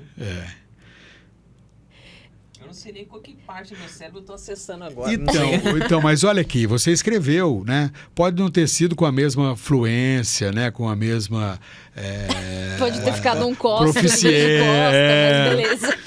Com a mesma proficiência que você escreveu com a sua mão boa, mas isso é habilidade. Se eu estou escrevendo com uma mão, ou com uma habilidade que talvez eu exercite mais, ou me seja até inata, legal, ótimo, deixa eu desenvolver. Porque se você parar de escrever também, muito possivelmente daqui a algum tempo você vai ter dificuldade até com a mão boa. E a outra, é possível, vai exigir talvez mais treino, mais esforço, acessar novas áreas do cérebro, novas aprendizagens, mas é possível. Se você treinar todos os dias, muito possivelmente, se eu voltar daqui a um mês, você vai estar escrevendo com muito maior fluência. E acho que é isso, liderança. Eu chuto com os dois pés. Mas chutar com o esquerdo foi um processo assim... Não, pô, sou boleiro, não, calma. Mas tá fazendo o quê? Que não tá lá jogando no Real Madrid? Mas eu chuto com os dois pés. Se eu precisar jogar uma peladinha, faço com os dois. Mas não foi fácil com a esquerda, cara. Até o jeito de você entrar na bola com a esquerda, você fala, que corpo é? Não tem nada a ver, que isso, cara? O corpo nem obedece. Vamos desenvolver, quer dizer... Ou então, né? E aí acho que essa é uma máxima, né? Da gente falar, esquece esse papo de super-homem, de Mulher Maravilha. O líder não precisa saber tudo. O líder precisa ter gente que ajude a que ele possa fazer boas entregas. Quem é que vai ajudar? Ele tem que conhecer, tem que olhar, tem que se interessar, né? Tem uma frase do Jack Welch, né? Que foi aí considerado o executivo do século XX, né? E ele dizia sempre o seguinte, que eu não entendo nada de turbinas. Eu entendo do funcionamento da alma humana. Isso basta para gerir qualquer negócio. Nossa. Então, não sei se é tão radical assim, né? Mas, obviamente, dependendo do tamanho do negócio, né? Você precisa estar presente ou mais afeito a fazer, a operacionalizar. Mas é trazer gente para te ajudar mesmo, trazer gente para que possa contribuir para que a gente seja melhor juntos aqui. Sim. Você gostava do programa do Abu Janra, Provocações? Adorava. Provocações, mano. É isso, cara. Ele falava, ele tirava as pessoas do sério, né? Tirava. Ele irritava, né? O Fábio Porchat foi no programa que, se você assistir aquele, ele arrebentou. Sim. E o câmera foi assim, ele combinou com o cara, falou assim, eu quero todas as caras dele pra ser meme, do tipo, o que você contribuiu pro teatro brasileiro? Olha o tipo de pergunta, o cara, nada. Você fala, cara, o cara não... Você sabe que aí tem um lance também de juventude, né? Um negócio assim, o cara era muito novo, né? Ele cutucou porque... E aí tem muito dessas provocações, assim, né? Um líder jovem, porque hoje a gente vê, né, cada vez mais pessoas com menos idade chegando em altos cargos, né? Não só em startups, empresas assim, mas em empresas que já são líderes de mercado e aí tem jovens chegando à liderança, né? E aí tem um pensamento, uma frase, né? Que é assim, que o jovem, quando ele bebe, né? Ele enche a cara e tal, ele fica de ressaca e não fica de ressaca, na verdade, ele fala assim, sou muito top, né, velho? Ressaca. Ressaca é coisa de velho, não sei o quê. Passam-se os anos, a ressaca já não é mais... Você vira a curva dos 30, a ressaca já não é mais aquela mesma dos 20, fica né? Doente. Eu não tenho experiência com isso ainda, não virei os 30. É uma sensação quase de quase cervejeiro, morte, tá bicho, vendo? pô. Eu tô falando com o cara, né? E aí você ganha maturidade de entender que não era que você era o cara lá, é que o seu corpo... Então, assim, você não ficava livre da ressaca, não era mérito seu. Era seu porque você era o seu corpo, era o seu... E aí você... Era tão mérito do seu corpo e não seu, que depois que você vira 30 a mais aí... Você já não passa do mesmo jeito, né? Então você não tem mérito naquilo. É um processo natural do corpo. E aí, numa liderança, tem muito disso também, né? Que às vezes um líder muito jovem, às vezes pode chegar em situações de sentar em frente ao Abu Janra, por exemplo, e falar, eu sou o cara. E o cara destruir ele fala, putz, é verdade. Não é até onde é mérito meu e até onde eu ainda tenho que entender um funcionamento, né, de alguma coisa. Eu acho que cada vez mais é se preparar mesmo, né? Essa coisa da pouca idade, eu não me... Sabe, tem hora que eu falo assim, eu não me preocupo muito com isso, não. Acho que a maturidade, eu posso encontrar gente de 20 e poucos madura, né? E gente de 50, 60 que... com pouca maturidade. Enfim, mas eu acho que essa construção, né? É o olhar. E a gente entender também o que é maturidade pra gente, né? Maturidade não é só envelhecer, né? Maturidade é eu estar com as pessoas e ajudá-las também a serem melhores, e eu também. Deixa eu melhorar, deixa eu ser um pouco egoísta aqui, né? Eu também preciso ser melhor, né? Acho que esse é um pouco do olhar, de aprendizados constantes, para que a gente possa construir, né? E aí trazendo aí pro meu tema, que eu gosto muito, que é o tema da confiança, né? Construir ambientes cada vez mais de confiança mesmo, né? E construir cada vez mais relações de confiança. Né? Você sabe que o Maquiavel tinha uma frase que era... que eu anotei aqui, que eu assisti um podcast hoje e falaram isso. Eu falei, putz, o medo perdura, mas o amor precisa ser alimentado todos os dias. Então, uma liderança que lidera por medo pode até ser uma liderança duradoura, né? Pode ser até uma... Voo de galinha. Mas, não assim, não é algo que vai durar. Pode durar um tempo. Mas não é um resultado esperado no final, né? O amor é mais difícil. Mas o resultado dele é muito melhor, né? Então, perdurar, né? E fiquei pensando aqui, perdurar como, né? Então. Perdurar durante quanto tempo? Perdurar, né? Acho que é o olhar mesmo de você compreender que a liderança pelo medo, ela vai cada vez mais afastar as pessoas. E a primeira oportunidade que a pessoa tiver de sair da empresa, ela vai sair. 80% das pessoas, 85% das pessoas se demitem do seu líder imediato. Né? E não da empresa. O cara sai da empresa falando assim, cara, essa empresa é boa, mas essa bruxa, esse demônio, eu não quero mais ou até um pouquinho mais... Tem um problema com a liderança, mas não tem a segurança para falar que é a liderança e fala assim, salário. Essa merreca aqui. E na verdade... O salário é uma grande desculpa, mas eu conheço um monte, vocês devem conhecer também, um monte de gente que sai para ganhar menos às vezes, ou para ganhar a mesma coisa, só porque não aguenta mais o ambiente. Ou para empreender, né? Ou para empreender, só porque não aguenta mais aquele ambiente, um ambiente tóxico, né? Eu cheguei um tempo atrás numa empresa, né, onde a gente começou a fazer um trabalho, e aí eu fui no escritório, fui conversar com as pessoas, e a pessoa virou para mim e falou assim, não, na hora que ele está aqui, na hora que o nosso chefe está aqui, a gente conversa por WhatsApp. Pô, a gente não conversa. Eu fico imaginando, né, o que é, né, estar num ambiente como esse, né? Você nunca, jamais vai ter o melhor das pessoas. Jamais vai ter o orgulho de pertencer. Jamais a pessoa vai dizer assim, eu quero entregar os meus dias. Pode ter comprometimento, mas não tem engajamento. E talvez nem o comprometimento total não vai ter, né? Com certeza tem uma perda de lucratividade aí gigante, né? 20%, 30% de lucro que estão se esvaindo aí em função desse olhar aí, né? Então, a empresa é o reflexo da sua liderança. Qualquer empresa é o reflexo daquilo que ela forma como líderes, daquilo que ela contrata, daquilo que ela adapta, daquilo que ela mexe, né? Daquilo que ela se flexibiliza, se adapta às mudanças, e tolera o erro. Né? E aí não é o erro, fala assim, não, sabe por quê? Eu não conheço ninguém que sai de casa falando assim, hoje eu vou errar, hoje eu saio. Pode até acontecer, né? Mas não sai. As pessoas erram por dois motivos. Incompetência, porque não sabem, aqui não peguem pela incompetência pelo sentido negativo da palavra, mas porque não sabem, porque não têm habilidade, porque não foram informadas, enfim, ou por má fé. Né? E aí eu prefiro muito que as pessoas errem por incompetência. Né? Prefiro muito contratar as pessoas para ajudá-las a serem desenvolvidas aqui dentro do que ter gente que faz isso, né, propositalmente. E aí eu te pergunto, esse blazer bem cortado, azul, o Cruzeiro, foi má fé ou incompetência? Agora é difícil, né? O Cruzeiro foi muita incompetência, né? Muita incompetência da diretoria. E você vê o quanto a gestão permeia para um grupo, né?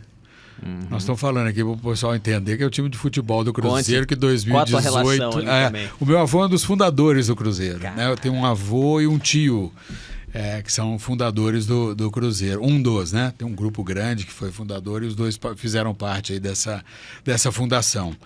E aí sou cruzeirense, obviamente, né?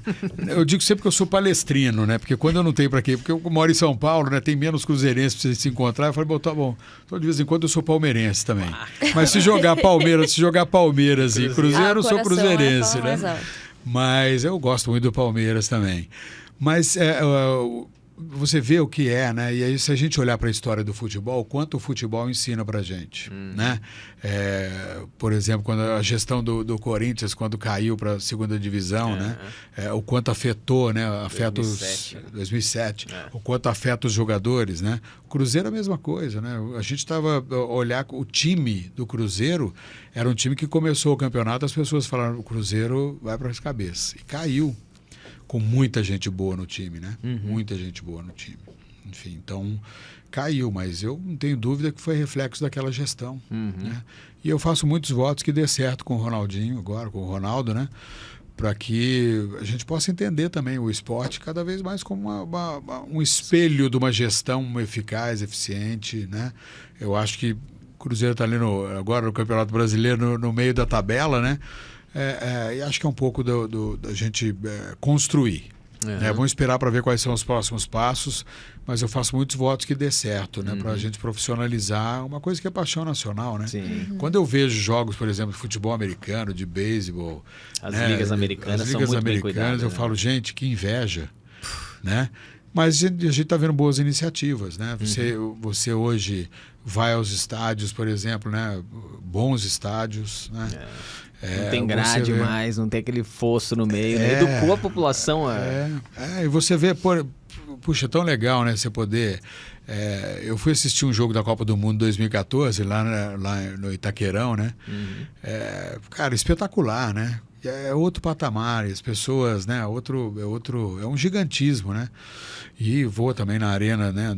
Fui na arena do Palmeiras, lá no Allianz Parque algumas vezes, no Mineirão, né? Então, todo lugar que eu vou, se eu puder assistir jogo, eu vou, né? Fui no Estádio da Luz, fui em Portugal fazer palestra, fui no Estádio da Luz assistir o Benfica, porque eu acho que é legal que você vê a movimentação popular, você vê como é que as pessoas se expressam, né? Você conversa com as pessoas, eu adoro, e acho que quanto mais profissional for, mais legal vai ser. Né? A gente cada vez mais vai ter um futebol, né? ou uma diversão que contribua aí também com as pessoas de uma maneira eficaz. Precisa melhorar só essa questão da violência mesmo, né? Dos assédios e tal. Acho que isso é uma preocupação que a gente tem que ter sempre. Cara, diversidade cognitiva, você tira lições de muita coisa, né? É o lance de aprender o tempo inteiro, isso é fantástico. Confiança, comprometimento. Tô dizendo, esse papo tá top. Eu tenho mais uma pergunta que eu preciso fazer pra você, Pirani, porque eu acho que ela contribui muito. Espero que você esteja gostando do lado de lá também, esteja confortável, né? Aqui tá...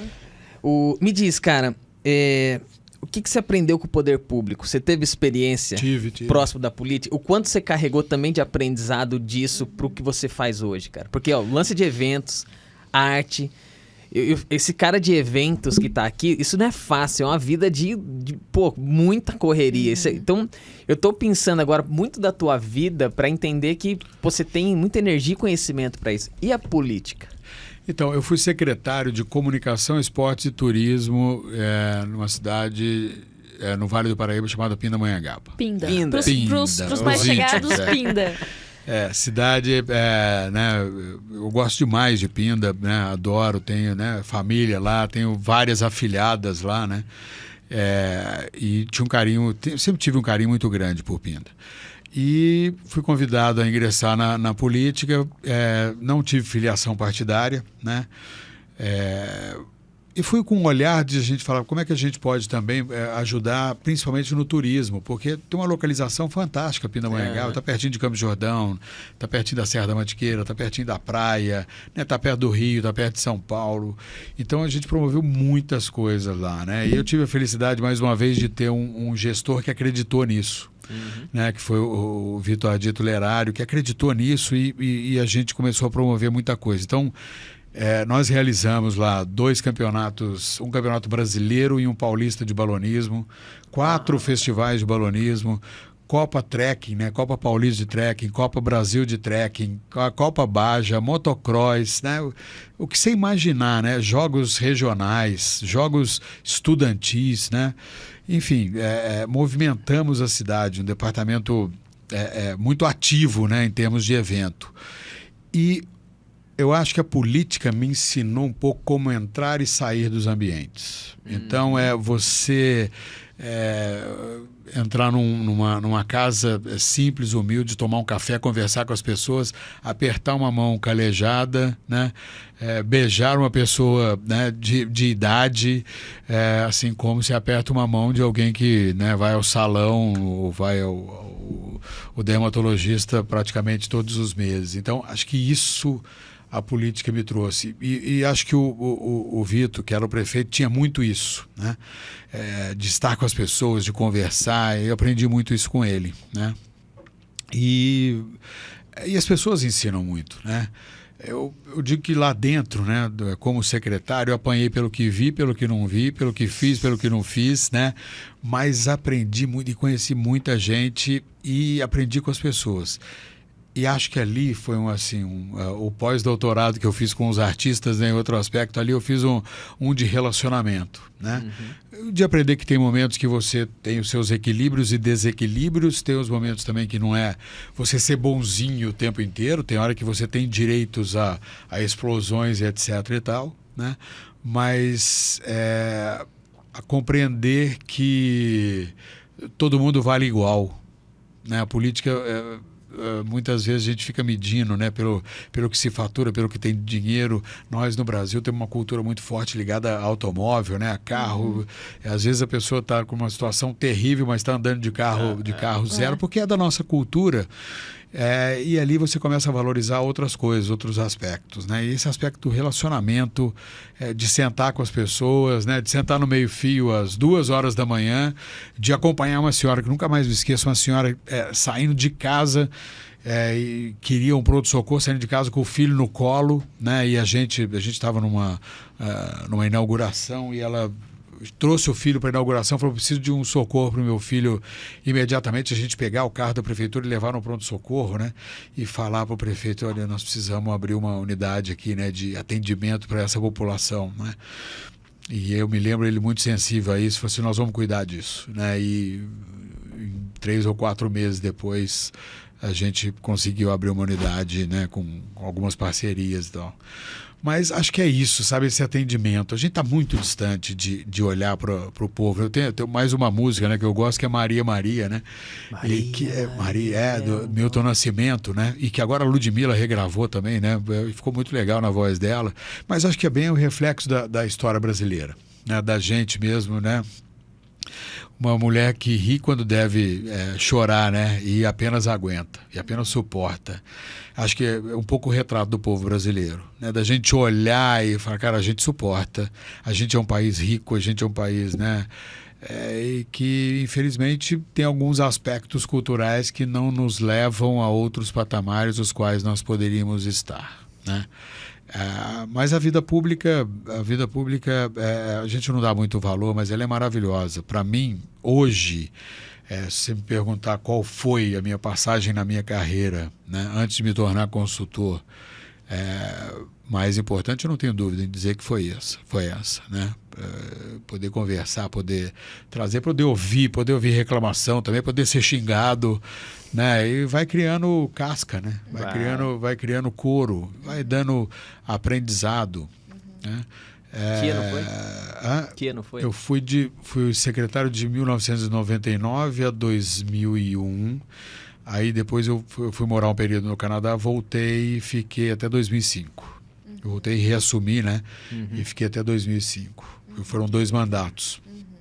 Eu fiquei um pedaço de um mandato, saí no começo do outro, né? Nem tomei posse no outro mandato, fui para o Canadá e na volta eu reassumi, né? Mas muito aprendizado. A gente tinha um projeto maravilhoso, chamava Nosso Bairro, onde a gente levava uma lona de circo nos bairros e fazia tudo: corte de cabelo, oficina de tricô, crochê, né? Eu já ia Manicure. gostar dessa aí, já. Mas era assim, era espetacular. Aí tinha música, aí tinha arte, aí tinha, sabe? E as pessoas se sentiam cidadãos. Ah, Marcelo, mas era circo? Não, não era. Era quase que oficinas profissionalizantes. Ali tinha ajuda do Senai, tinha ajuda do Senac, do Sesc. Enfim, então para mim foi de muita valia, de muito aprendizado, principalmente de relacionamento humano. Que legal, cara. Muito valorizo muito. Eu vou ter que fazer o seguinte, vou ter que guardar essa história do Canadá, porque o Júnior vai deixar um convite pra você voltar uma outra vez pra gente continuar. Com certeza. E agora, diga, Pirani, o que você veio aqui pra dizer, que você falou, os caras têm que perguntar isso pra mim, a gente não perguntou isso que eu queria dizer agora. Vocês perguntaram tanta coisa, né? A gente falou de tanta coisa aqui, né? Eu acho que cada vez mais é a gente olhar para ampliar mesmo os horizontes, entender, né, que a gente é um bichinho que sabe muito pouco e que precisa estar o tempo inteiro preparado para aprender, né? E preparado também para uma série de coisas. Às vezes até o despreparo. Você sabe que você falou uma coisa, agora me lembrei, eu fui assistir outro dia o Igor humorista. Não sei se é Rodrigues ou Fernandes. Igor... Eu sei. Eu tô lembrando da cara dele, que ele fala com uma voz engraçada. Ele é engraçadíssimo, né? Faz um show Guimarães. de humor. Igor Guimarães, desculpe. Não. E fui assistir. Tô lá eu sentado no meio do espetáculo e fui sozinho no espetáculo. Tô sentado lá. E aí ele vem andando, né, comigo. Eu vou tirar foto com vocês. Aí eu tirei uma foto com ele. Ele falou, você veio sozinho? Ele falou pra mim. Eu falei, eu vim. Ele falou assim, você deve ser insuportável. E não me deu nem a oportunidade de responder. Mas fui tão pego de surpresa, né? Que você fala, puxa vida, eu queria ter... Mas, então, essa vivacidade, né? Esse olhar. E o aprendizado, né? De você perceber, olha o quanto ele, no humor, ele faz, o quanto as pessoas fazem na música, o quanto as pessoas fazem na liderança, quanta gente faz coisa boa na liderança, quanta gente inspira a gente, né? Então, acho que cada vez mais não se esquivar de aprender, se permitir aprender. Se permitir aprender com todas as situações, em todos os momentos, né? Eu tenho certeza que de todas as oportunidades que eu tenho, eu digo assim, vou sair daqui com certeza e falar assim, o que eu fiz bem que eu podia ter feito melhor? Que aí já é uma avaliação, né? O que eu aprendi hoje? Né? E o que eu quero aprender ainda relacionado a uma participação como essa. Então, acho que basicamente é essa questão mesmo do aprendizado. E criar ambientes mesmo para que as pessoas possam exercitar aquilo que elas são. Né? Eu tenho um caso que eu gosto, eu sempre conto nas minhas palestras, né, de um treinado. Na verdade, ele não era um treinado, mas ele era uma pessoa de uma loja que eu fui comprar um sapato. E aí eu entrei na loja, normalmente você entra na loja de sapato, a pessoa vem e pergunta assim, posso ajudar? E você responde, estou só dando uma olhadinha. Né? Ele chegou para mim e falou assim, enquanto você olha, você quer um chá ou um café? Pô, aí já... Aí eu falei, me destruiu, né? Eu falei, agora tem que arrumar uma resposta criativa, tô só né? dando uma olhadinha, não, pera. Não dá, não. Aí eu falei para ele, pô, e esse atendimento? Pesquisei, né? Eu sou filho de mineiros, né? E mineiro gosta de pesquisar bem, né? E eu fui pesquisar em outras lojas. Falei, mas eu vou voltar lá porque eu quero conversar com ele. Voltei na loja e aí perguntei, e esse atendimento? Ele falou, foi eu que inventei. Por quê? Ele falou, não sou eu que conheço tudo aqui. Eu falei, Então, perguntar se eu posso ajudar. Eu estou aqui para isso. Que legal. E aí eu falei para o meu gerente trazer o chá, o café, né? Falei para ele comprar. Ele falou que não tinha verba. Eu falei, bom, e aí, o que você fez? Eu trouxe de casa o chá e o café. Vem trabalhar para mim. E aí, 2 semanas depois, né, o gerente viu que não ia custar muita coisa e começou a comprar o chá e o café. E aí eu fui lá, paguei o sapato depois e tal, e fui saindo, ele veio com a sacolinha, né, para me acompanhar até a porta, e eu estava com o meu cliente, né, porque eu estava fora e ia atender o cliente, e o meu sapato rasgou e o treinamento exigia terno e gravata. Eu dei uma topada com o pé, rasgou lá no meu destino, né? E ele estava comigo. E o meu cliente, na hora, tirou o cartão, virou para ele e falou assim, olha, quando você for procurar alguma outra posição, não deixa de considerar a nossa empresa. Nossa. E deu o cartão para ele, né? E eu voltei lá esse ano, né, para conversar com essa... Lá. Não, ele tá na empresa, isso deve fazer uns 8 a 10 anos, né? E hoje eu fui lá esse ano, falei, e aí, o que aconteceu? Ele falou assim, pro meu cliente, ele falou assim, Marcelo, a diretoria, né, uma empresa familiar, ele falou assim, Marcelo, não aguentamos. ele pensava antes no cliente externo, agora ele está pensando muito no cliente interno. Então nós tivemos que criar uma posição para ele. Hoje ele é gerente de negócios. Então tem a diretoria, ele é gerente de negócios e cada um dos nossos negócios, eles têm 15 ou 16 negócios, cada um dos nossos negócios tem um gerente. E ele saiu na época da loja de sapatos, uma feliz coincidência, mas saiu de um salário mínimo hoje para um salário de 32 salários mínimos, aproximadamente. Como é que a gente faz para entrevistar esse cara então, aqui? Eu falo com ele. Você Eu faz? falo, com certeza. A gente criou uma corrente, Pirani, em 2021, que veio um convidado, não sei, cara, a gente entrevistou uma porrada, porque o convidado saía e tac. Faz essa corrente pra gente. Faço, com certeza. Eu acho que tem que trazer gente boa mesmo. Ele é até hoje, né, muito, muito ativo nessa coisa mesmo. Ele fala, ele enche o saco. Mas ele desafia, mas ele está pensando, né, em como melhorar o negócio. Nada do que ele desafia está fora do escopo, está sempre, né, na perspectiva ali. E lembrar mesmo uma coisa que talvez eu quisesse dizer aqui, que vocês não perguntaram, né? Influência, vocês falaram de professor, fiquei lembrando de um que eu acho que é importante também, talvez, te indicar indicar a vocês para conversar, que é o Ricardo Fará, uma pessoa que me inspirou muito. Eu fiz uma pós-graduação em marketing, era uma parceria do SPM ITA, e o Ricardo foi meu professor, que talvez tenha sido uma inspiração para eu escolher esse caminho de consultor também, né? Então gosto muito dele. Acho que ele é uma pessoa também que agrega sempre, né? Fala com o coração, né? E talvez tenha Ricardo Fará. Um negócio aqui, eu acho que mas pode, deixa eu ver aqui, porque uma vez, cara, deixa eu ver só se não é ele mesmo, quer ver? Esse nome não é estranho. Cara, mas vamos lá. Não me decepcione, buscador. Você agora. Poderia buscar direto, sabia? Não foi ele. É ele. Não, é o Ricardo Fará. Pois é, o Linhares me indicou um dia um professor dele também. Eu falei, esse sobrenome não é estranho, mas não era ele. Mas existem vários, né? A gente pensar aí, várias pessoas, né? Tem o Pedro Mandelli, que é uma pessoa que sempre inspira também, um grande professor. Enfim, acho que Você sempre curtiu essa experiência aqui? Maravilhosa, sempre, né? Eu falei assim que eu volto meus tempos de rádio, o microfone aqui, né? Mas pô, só que eu tava no papel de vocês, né? Tem. Tava no papel de vocês, né? Pô, cara, fiquei muito feliz com a tua vinda mesmo. Acho que, que conversa muito, legal, obrigado, muito inspiradora, obrigado. Provocadora também. Então, a gente precisa disso, cara. Obrigado por você ter Obrigado a vocês pela oportunidade, um lugar maravilhoso, né? Eu falei assim, eu tô chegando num lugar que talvez fosse o meu sonho. Mas você respirar o ar puro, né? Sensacional. Muito obrigado por essa oportunidade, pelo convite. Pode me convidar mais vezes que eu venho. Legal. Então tá anotado aqui, ó. Porque aqui, ó, Canadá, continuação. E depois eu quero saber o que eu fiz bem ou ruim aqui, o que eu poderia fazer melhor. Porque você disse, você vai pensar. Então depois você traz a resposta pra gente no próximo episódio. Se você curtiu, senta o dedo no like, compartilha, manda pra longe. Conhece alguém? Cara, eu conheço o Pirani disso, daquilo. Conhece um amigo que conhece? Compartilha. O link tá na tua mão. Até o próximo e... Tchau. Tchau. Tchau, valeu.